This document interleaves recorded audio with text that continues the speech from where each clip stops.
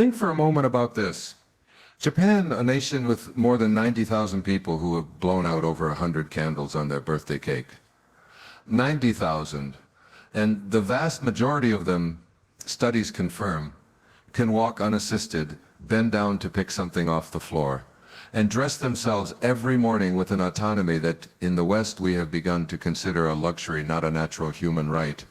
Now look around you, or perhaps look in the mirror. Here, on our side of the world, millions of adults barely past 60 years old wake up every day in a silent battle against their own body. A war against knee pain that stings with every step, against that morning stiffness that makes you feel like a stone statue, against the loss of balance that turns a simple rug into a death trap. The question is not what makes them special. The question, the one that should truly trouble you, is, what are we doing so terribly wrong? At what point did we convince ourselves that aging is synonymous with breaking down? For decades, science, in all its arrogance, told us that the Japanese secret lay in their diet of fish and rice, or in their privileged genetics. But the most recent research coming from giants like Kyoto University and Harvard Medical School has shattered those myths. They have revealed a truth so simple it's almost insulting.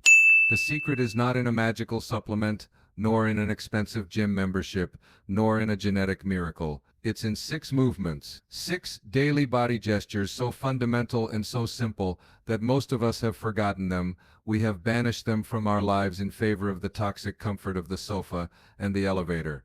These are movements that don't seek to build magazine muscles, but to awaken those deep, stabilizing muscles that are the foundations of your independence. Movements that stimulate the brain, creating new neural connections, that lubricate the joints with the natural oil of your own body and keep the mind so clear and sharp that you could continue solving complex problems past 80 years old. I want you to pause for a second and visualize this image.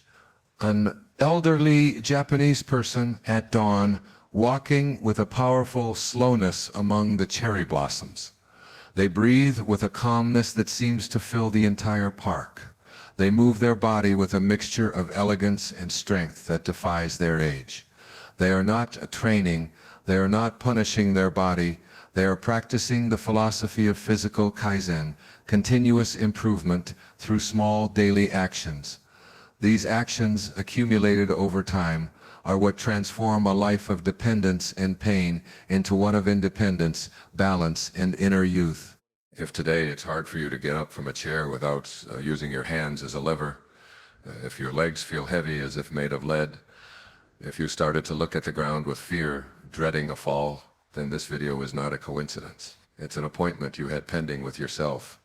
And I want you to listen to me carefully. It doesn't matter if you are 51, 67, or 79 years old. What matters is the consistency you begin to build today, the intention you put into each movement starting tomorrow. Stay with me until the end, because I assure you that what I am about to reveal is not a simple exercise chart. These are the 6 master keys that can restore to your body the firmness, stability, and energy you thought time had stolen from you forever. And if you ever fell into the trap of thinking that aging inevitably means becoming weak and frail, get ready, because you are about to discover how an entire culture demonstrates day after day exactly the opposite. Before I reveal the first movement, I need you to do something. Go down to the comments and type the words strength. Not for me, but for you. It's a contract, a declaration of intent that from today on you choose strength over fragility. And while you're there, subscribe and hit the bell icon, because this is the beginning of a journey to regain power over your body. After 50, something silent and treacherous begins to occur. It is a thief that makes no noise. Science calls it sarcopenia, the progressive loss of muscle mass and strength associated with aging. But here's the detail that many doctors forget to mention, the nuance that changes everything. This process is not an inevitable sentence. It is, to a large extent, a consequence. It dramatically accelerates due to inactivity. Chronic stress that floods your body with cortisol, the muscle-eating hormone, and modern habits that have chained us to chairs. Think about it honestly. How many hours do you spend sitting a day? Add up work, driving, sofa, 6, 8, 10 hours. We are living in an invisible cage of comfort that is atrophying our biological design. In our country's lifestyle has become an ode to stillness.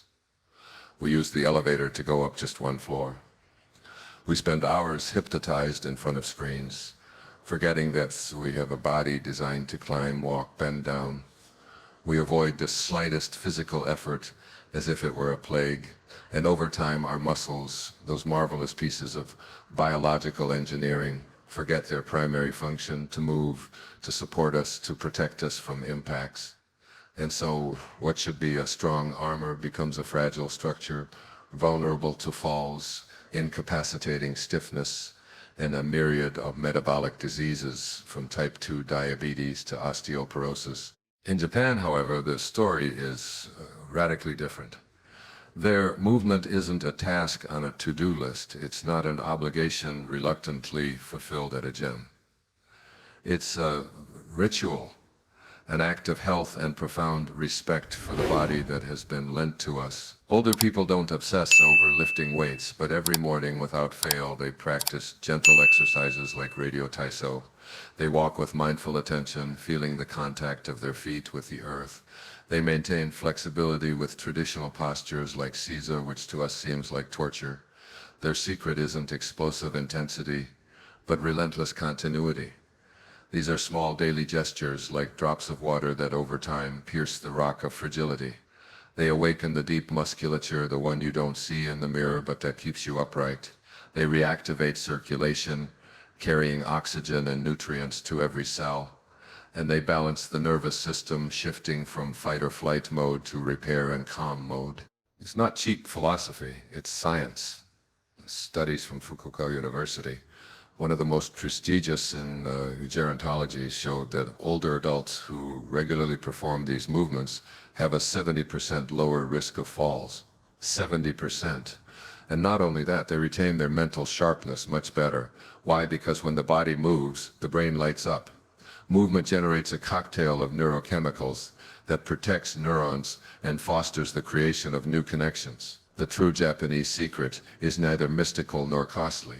It is consistency, presence, and an unbreakable connection between body and spirit. Now you are ready, let's unveil the first movement. Movement 1, Sampo, the conscious walk that recalibrates your brain. The first movement of this ancestral Japanese routine is called Sampo. And I want you to erase from your mind the image of rushing through the city. Forget power walking, step counting bracelets, and the obsession with burning calories. That is Western noise. Sampo is something else.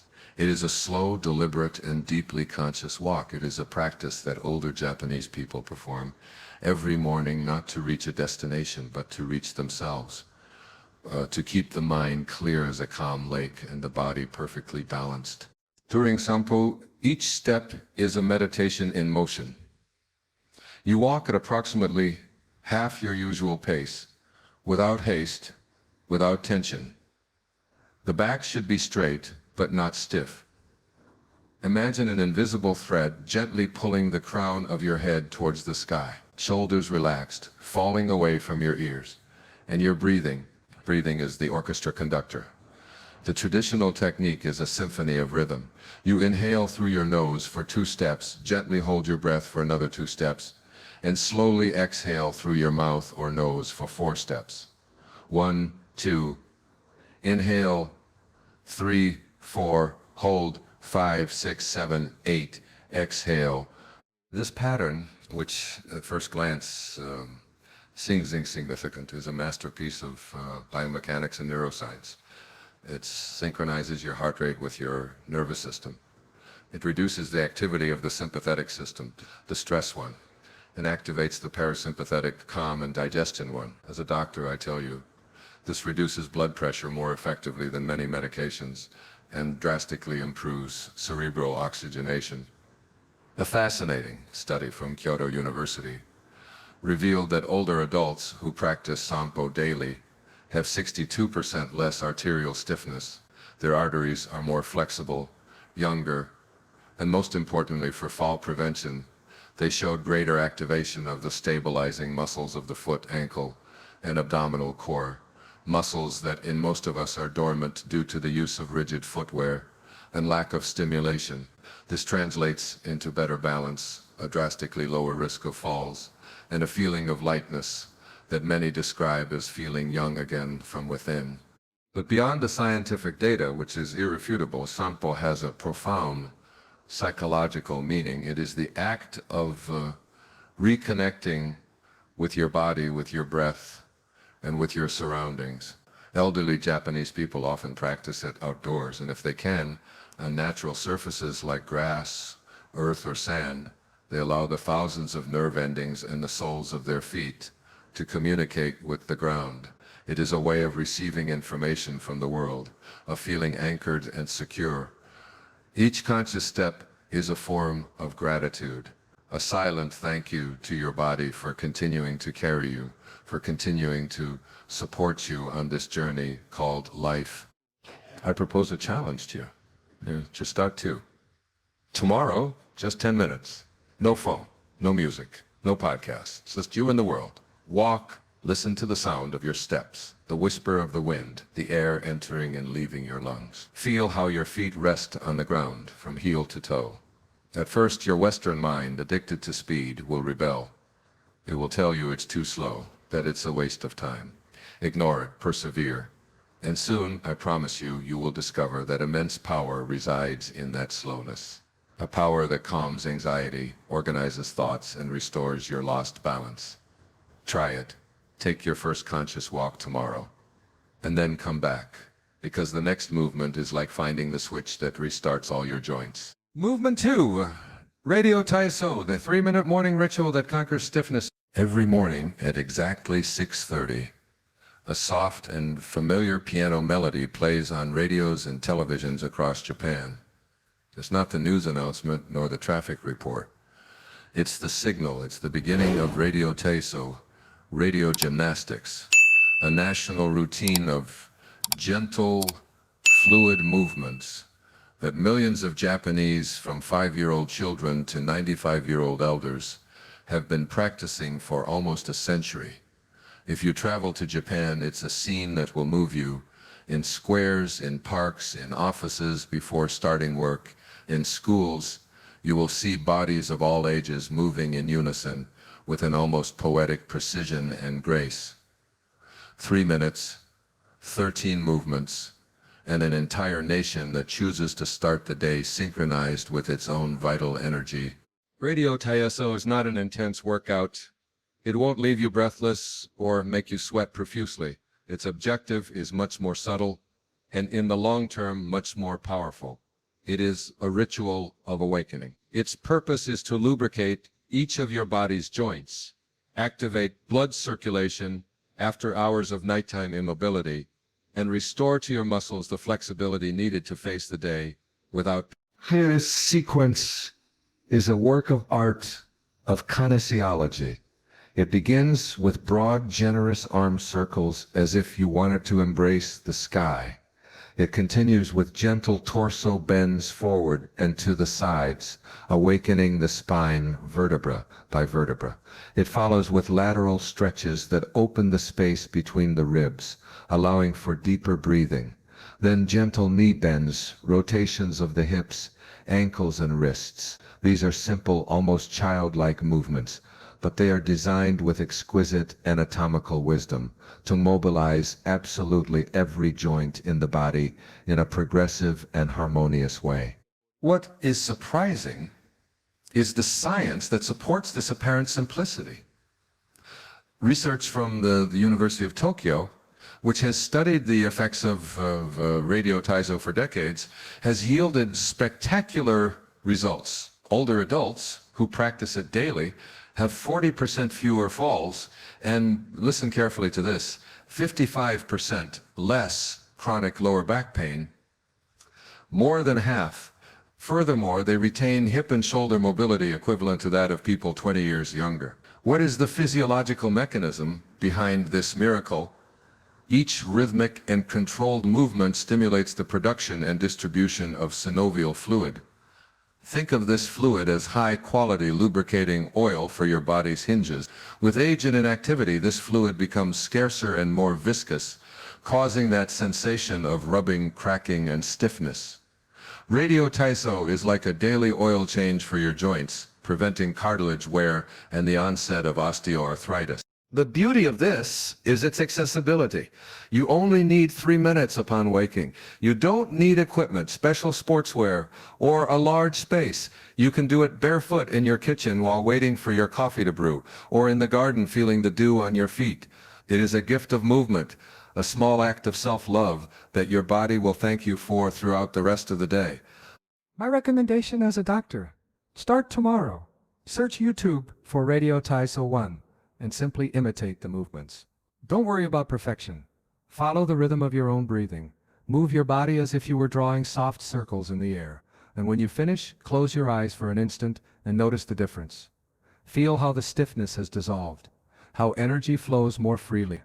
Do it and get ready, because the next movement will teach you how to regain an ancestral posture, a posture we have lost and which is key to maintaining strength and lifelong independence. Movement 3. Deep squat rest, the lost posture that strengthens from feet to mind. Imagine this scene. You enter a park in Tokyo and see a group of men and women over 70 or 80 years old. They are not sitting on benches. They are resting in a deep squat with their heels on the ground, reading the newspaper, chatting animatedly, or simply watching the world go by. They do it with an ease and naturalness that to us in the West seems like a circus feat. This position, which our ancestors from all cultures practice daily, is called deep squat rest. And although for many of us it seems an impossible posture, I assure you that it is one of the best kept secrets for preserving leg strength, hip flexibility, and functional independence at any age. Why have we lost it? The answer is simple and brutal: the chair. For centuries, the Japanese, like so many other cultures, have lived much closer to the ground. They ate at low tables, worked in the fields, socialized, and rested on the floor. By doing so, without realizing it, they kept their bodies in an optimal state of functioning. They kept their hips open and flexible, their knees and ankles with their full range of motion, and their pelvic floor strong and reactive. But in the West, we have declared war on the ground.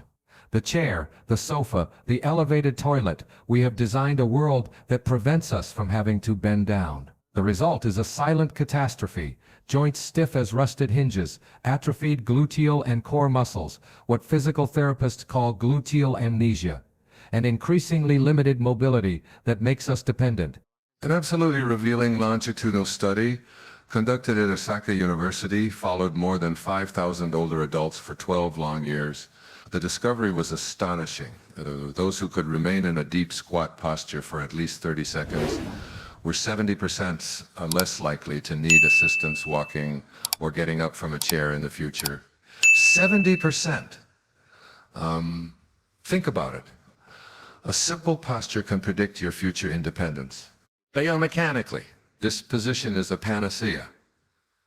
It opens the hips, releasing accumulated tension that causes so much lower back pain. It strengthens the glutes, abdomen, and leg muscles in a functional way, meaning exactly as you need them to stand up or climb stairs. It improves circulation in the lower body and, very importantly, keeps the lumbar spine decompressed, relieving pressure on the intervertebral discs. I know what you're thinking. Doctor, I can't do that. My knees, my ankles. Calm down. Recovering this posture is a process, not an event. And it's simpler than it seems. Here is the progression. Start next to a wall or holding on to a stable doorknob. Separate your feet shoulder-width apart with your toes slightly outward. Place the entire sole of your foot firmly on the ground and slowly lower yourself, using the support to maintain balance. Go down only as far as you feel comfortable and keep your back as straight as possible. It is very common for your heels to lift off the ground when you lower yourself. This indicates a lack of flexibility in your ankles. The solution is simple. Place a rolled towel or a book under your heels. This will give you the support you need. The goal is to hold the position for 20 to 30 seconds. Breathe deeply, bringing the air into your abdomen. Feel your hips and lower back stretch. Then to come up, push from your heels, activating your glutes. Rise slowly and in a controlled manner. Over time, with daily practice, you will notice how your knees feel more stable, your hips more free, and your ankles more flexible. This is not just a physical posture, it is an act of rebellion against a lifestyle that weakens us. It is a reminder that your body was designed to move with a freedom that the chair has stolen from you. Do the exercise today, even if only for a few seconds. If your legs tremble, smile. It's a good sign. It means you are awakening muscles that have been dormant for years, perhaps decades. And in the next movement, you will discover how the simple act of maintaining balance can rejuvenate not only your legs, but also your mind. Movement 4, Katate Dachi, single leg brain balance. In Japan, when a doctor evaluates the health of an older patient, they often don't just look at blood tests or take blood pressure. And in many geriatric clinics, they prescribe an exercise that to us would seem almost esoteric. Balancing on one leg, kate dachi, for 1 minute twice a day. At first glance, it's an insignificant gesture, a child's game. But this practice has proven to be one of the most powerful and underestimated tools for preserving both physical strength and, most surprisingly, brain health. Why is it so powerful? Because when you stand on one leg, your body and brain enter a state of high-speed alert and communication, and it's a neuromuscular symphony every second. Hundreds of tiny muscles in your foot, ankle, leg, hips, abdomen, and back make constant micro-adjustments to prevent you from falling. They are like small rudders that continuously correct course. These muscles send thousands of proprioceptive signals, the awareness of your body's position in space, to your brain via the spinal cord. That avalanche of information dramatically strengthens the cerebellum, the area of the brain that is the command center for balance, coordination, and precision of movements. But it doesn't end that modern neuroscience has discovered that this exercise also stimulates brain regions associated with higher cognitive functions, such as memory, attention, and concentration. Maintaining balance requires total mental focus. It's a form of active meditation that quiets mental noise and strengthens neural networks. A monumental study from Fukuoka University followed more than 12,000 older adults for 15 years. The results were remarkable. Those who could balance on one leg for more than 20 seconds and practice regularly had 75% fewer falls, 68% fewer hip fractures, the injury that often marks the beginning of dependence, and most incredibly, greater gray matter density in the brain, visible in MRI scans. In other words, literally and measurably, balancing on one leg not only strengthens your body but also prevents the shrinking of your brain. How to start practicing it safely. It's very simple. First, for safety, stand barefoot on a firm surface, not a thick carpet. Have a wall or a stable chair nearby within arm's reach in case you need support. Then maintain correct posture, straight back, relaxed shoulders, and abdomen slightly contracted, as if you wanted to pull your belly button towards your spine. For focus, lift one leg a few centimeters off the ground. You don't need to lift it high. Fix your gaze on an immovable point in front of you at eye level. This will give you a visual anchor and calm your nervous system. And finally, breathing. Breathe deeply and calmly. Do not hold your breath, as that creates tension and will destabilize you. For progression, start by trying to hold the position for 20 seconds on each leg. As you gain confidence, gradually increase up to 1 minute. It's not about achieving perfection from day one. It's about consistency. At first, it's normal to wobble. Every time you wobble and regain your position, your brain is learning. It's creating new neural pathways. You are training your body to withstand life's unforeseen events, so that a simple stumble doesn't turn into a catastrophic fall. Try it right now as you listen to me. Stand up and try. If you lose your balance, don't get frustrated. Thank your brain for the effort, and when you regain stability, I will show you an ancestral movement that unlocks the inner energy the Japanese call ki. Movement 5, Seizen Kebadachi, strength born in stillness. In our Western culture, we have associated strength almost exclusively with explosive movement, with lifting heavy loads, with visible action. But in Japanese philosophy, true strength, the deepest and most lasting, is not always measured by movement, but by the ability to remain firm, stable, and powerful in stillness. Two ancestral postures, seemingly opposite, symbolize this philosophy. Seiza, controlled calm, and Kibadachi, sustained tension. Behind them lies a powerful practice of control, balance, and inner resilience that the Japanese use to maintain their body and mind in perfect harmony. Let's start with Seiza. The proper sitting posture. It consists of kneeling and sitting on your heels with your back perfectly straight and your shoulders relaxed. It is the traditional position for meditation, for the tea ceremony, or simply for listening attentively and showing respect. For a Westerner, at first it can feel uncomfortable, even painful in the insteps or knees. But remaining in this position for a few minutes a day has extraordinary benefits. It strengthens the quadriceps muscles, glutes, and abdominal core asymmetrically. It improves circulation in the legs and dramatically increases flexibility in the knees and ankles, preventing injuries. But its most important effect is mental. Seiza teaches patience. It forces you to be present. It teaches you to manage discomfort without reacting, to find serenity amidst stillness. It is a training for self-control.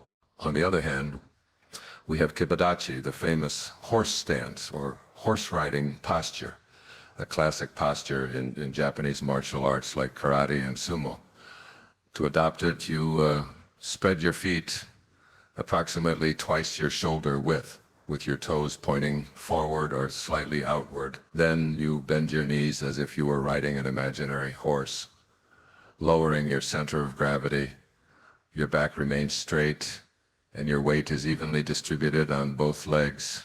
This is an isometric, non-moving exercise of brutal intensity. It activates the entire muscle chain of the lower body, thighs, glutes, hips, and the abdominal core, improving stability and muscle power in an incredible way.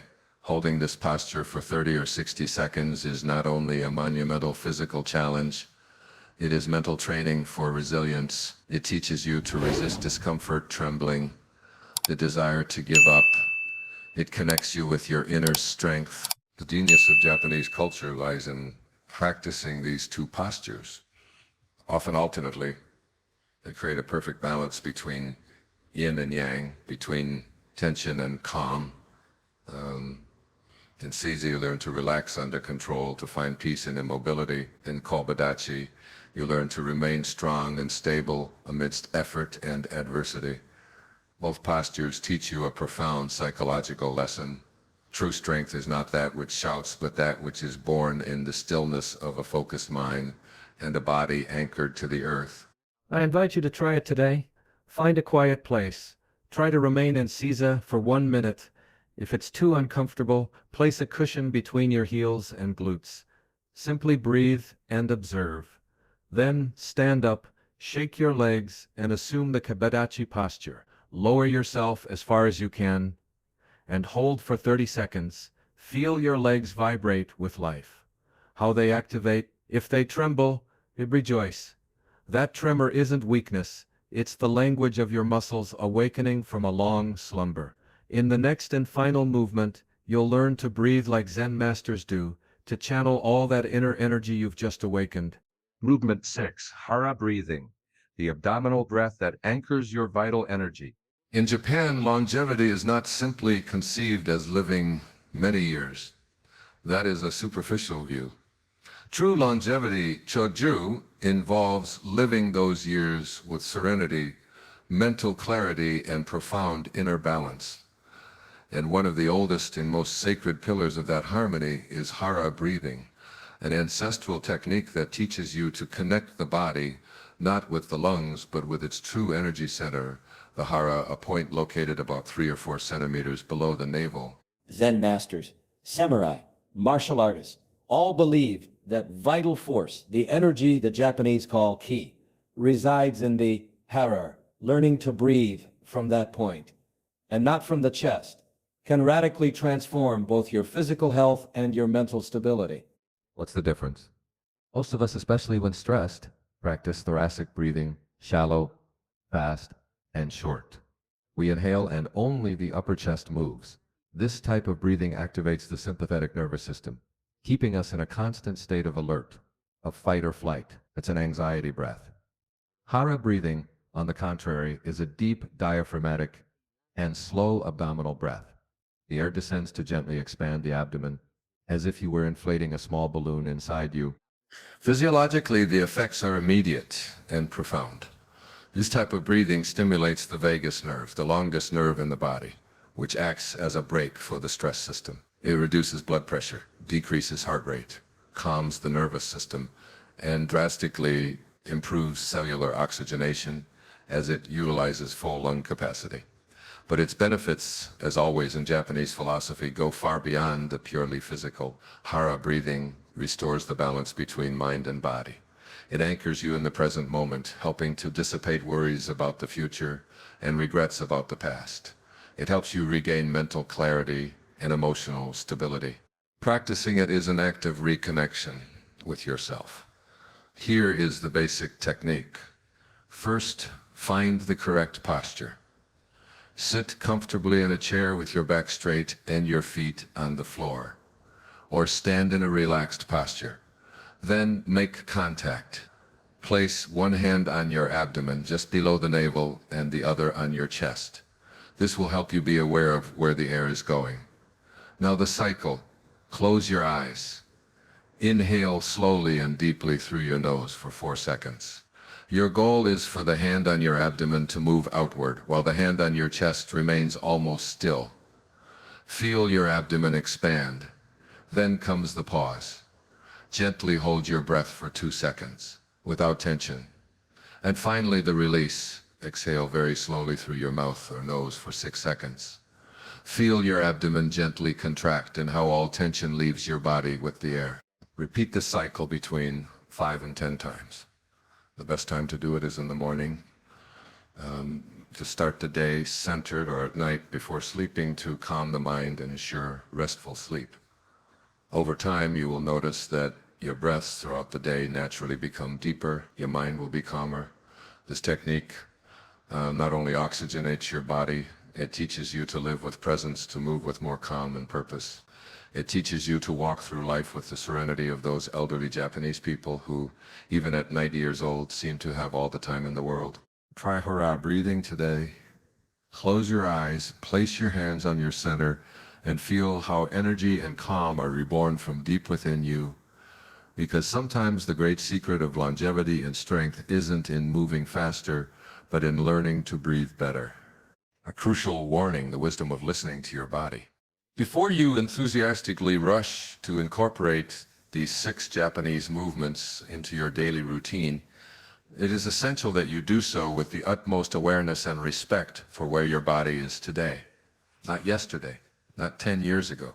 Although all the exercises we have broken down are gentle and low impact, each organism is a unique universe and ages differently. What for one person might be a pleasant challenge, for another could be counterproductive if not done carefully. Therefore, as a doctor, my first and most important recommendation is always the same. Consult your general practitioner or a physical, especially if you suffer from pre-existing conditions such as severe joint diseases, advanced osteoarthritis, rheumatoid arthritis, uncontrolled hypertension, heart problems, or a history of vertigo or unstable balance. A professional can give you the green light and, more importantly, can help you adapt these movements to your specific capabilities. The second pillar is to learn to listen to your body's signals. Your body is wise. It speaks to you constantly. If during the practice of any of these movements you feel sharp stabbing pain or excessive dizziness or fatigue, stop immediately. Do not force it. The philosophy of Kaizen isn't about suffering, it's about progressive improvement. Improvement should feel like an expansion, like a release, never a punishment. Initially, less is more. 5 or 10 minutes daily in total is enough. Prioritize regularity over intensity. It is much more effective to do 10 minutes every day than 1 hour just one day a week. Over time, as your body adapts, you can progressively increase the number of repetitions or the duration of each movement. Create a safe environment. Perform the exercises in a well-lit space. free of obstacles. If you are going to work on balance, always make sure you have a wall or a stable chair nearby. For postures like the deep squat rest or Seiza, do not hesitate to use aids such as a rolled towel or a cushion to avoid overstressing the joints. Practice barefoot whenever possible, or with minimalist and non-slip footwear. Strengthening your feet is the foundation of all body balance. And finally, remember two fundamental allies: hydration and breathing. Drink enough water throughout the day and never ever hold your breath during effort except for the controlled pauses in Sampo or Hara breathing. And above all, be patient with yourself. The Japanese don't seek results for summer, they seek a practice for life. There's no rush, there's no competition. The only goal is to reconnect with your body step by step, day by day. Make these exercises a sacred ritual, but always under your doctor's advice, because moving with safety and awareness is the true foundation of a strong, clear-minded, and vibrant old age. Conclusion. Movement is life's signature. Aging doesn't mean stopping. It means learning to move in a wiser, more conscious, deeper way. Each of these 6 Japanese movements whispers an essential truth that our comfort culture insists on ignoring. The body doesn't age because we accumulate years. It ages because we stop moving it with intention and purpose. Prolonged stillness is a poison that extinguishes vital energy, while conscious movement awakens it day after day like a rising sun. Think again of those elderly Japanese people. Those who walk upright beneath the cherry blossoms. Those who smile at dawn as their bodies flow with radio taiso. Those who breathe with the deep calm born in the hara. They don't possess a mystical secret or an unattainable genetic gift. What they possess is discipline, understood not as a punishment but as an act of love. They have a profound respect for their body and a daily, almost sacred relationship with movement. They don't exercise to burn off guilt. They cultivate their vitality. And you, listening to me, can do it too. It doesn't matter if you're 50, 70, or 80 years old. The past doesn't count. The journey begins today. If today you take a slower step, but you do it with the full awareness of Samba, you're already rejuvenating your brain.